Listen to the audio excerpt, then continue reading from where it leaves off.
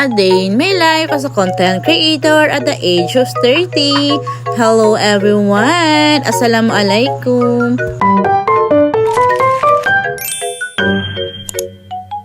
For today's mini vlog, ang ganap naman po ay tindahan sari ang Ferson.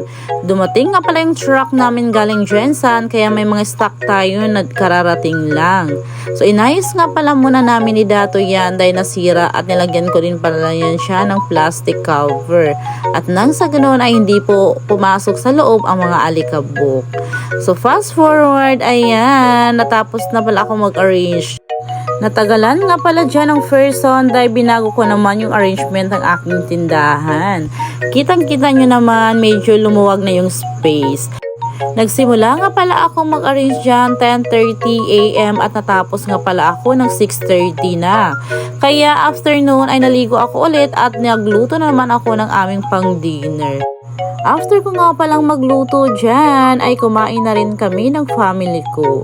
At pagkatapos namin kumain, ay kunting linis lang sa aming kwarto dahil kahapon nga pala ay nag-change na ako ng cover ng aming higaan. So yan lang po. Thank you for watching everyone.